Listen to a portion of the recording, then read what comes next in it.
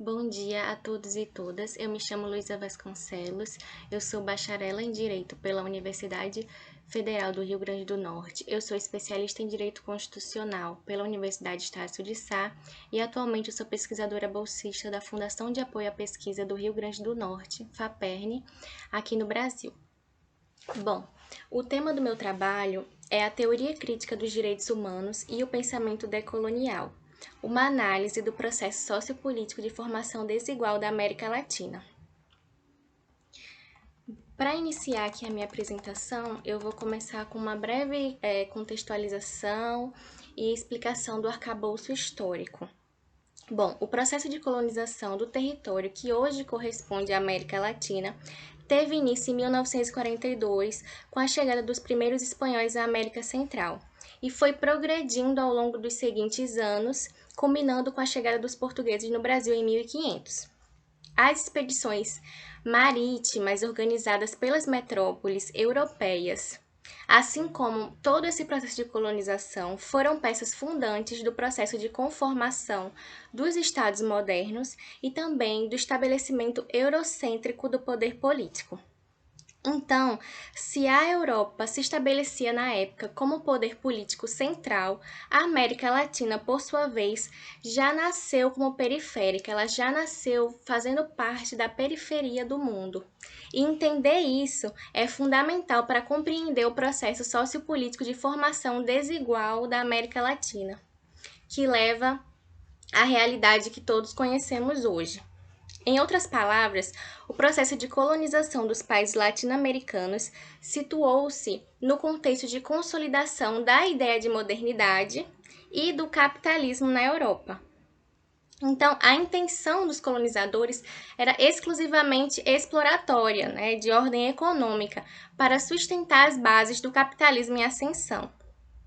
Não houve uma preocupação humanista com os povos originários que já habitavam o território latino-americano. Pelo contrário, a pluralidade identitária e cultural pertencente aos povos maias, astecas, incas, tupis guaranis, potiguares, dentre outros, foram deliberadamente massacradas e dizimadas. E as que sobreviveram passaram por um processo de aculturação, porque a dominação cultural ela é fundamental para a estruturação do poder, para a manutenção do poder da metrópole nas colônias.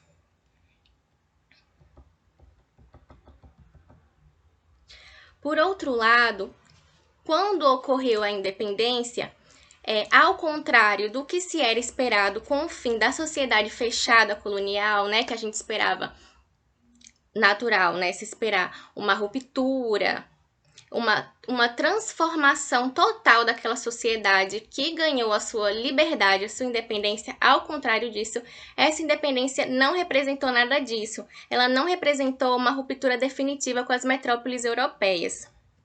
As elites nacionais que durante todo o período de colonização firmaram alianças com as metrópoles, agora elas eram as detentoras do poder político e preocupavam-se com a manutenção dos seus privilégios, do seu status quo.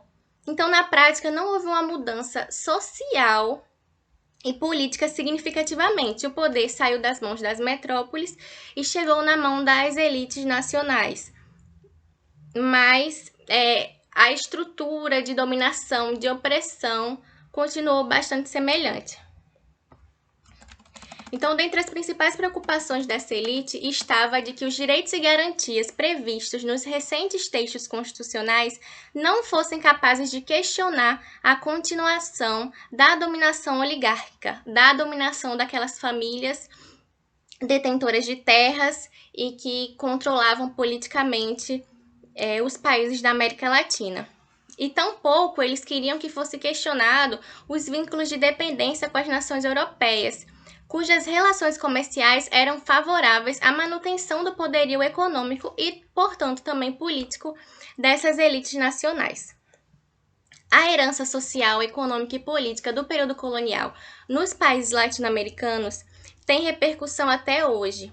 Isso porque O parasitismo das metrópoles é um fenômeno de ordem econômica, mas que trouxe consequências em todos os campos da vida do povo latino-americano.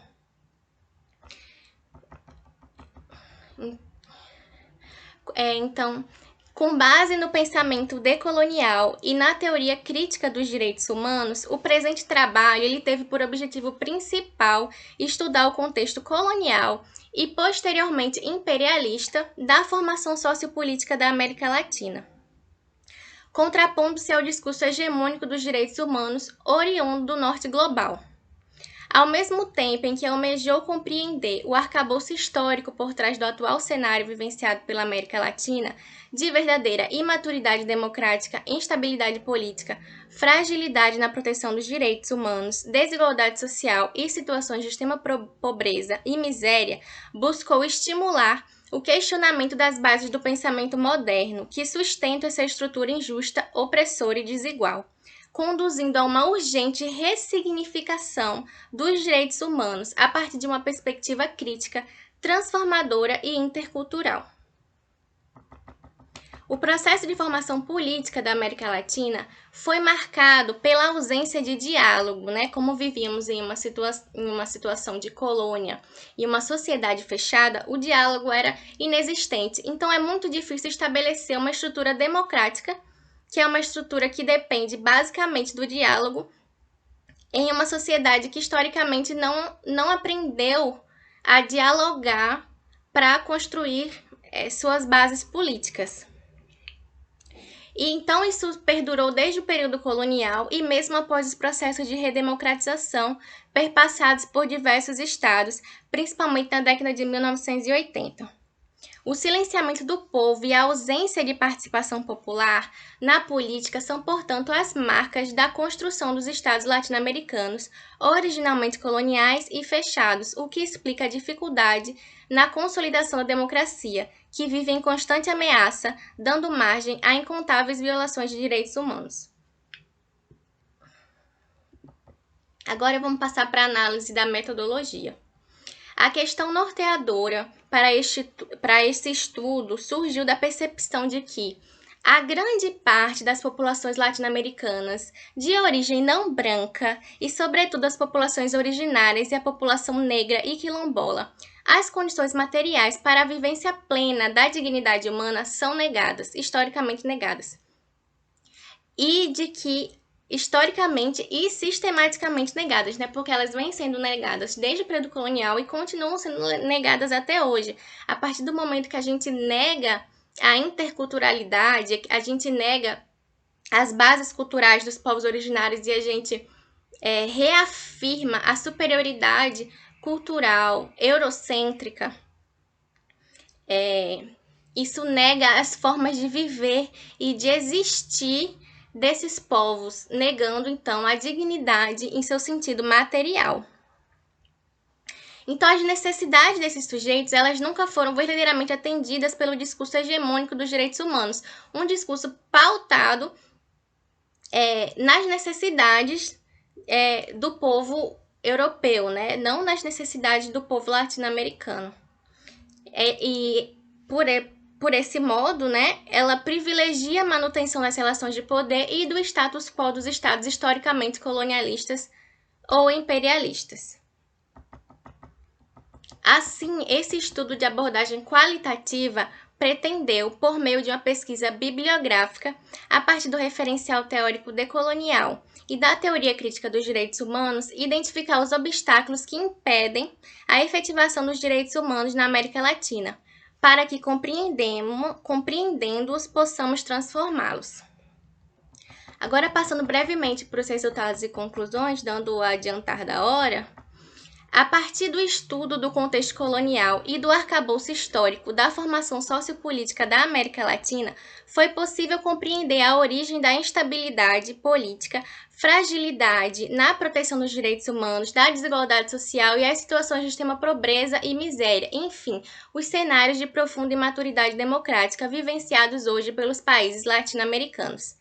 Essa investigação introdutória foi essencial para questionarmos as bases do surgimento do pensamento moderno, que sustentam um discurso liberal e hegemônico dos direitos humanos e perpetuam a estrutura de opressão dos países centrais em detrimento dos países periféricos. Obrigada.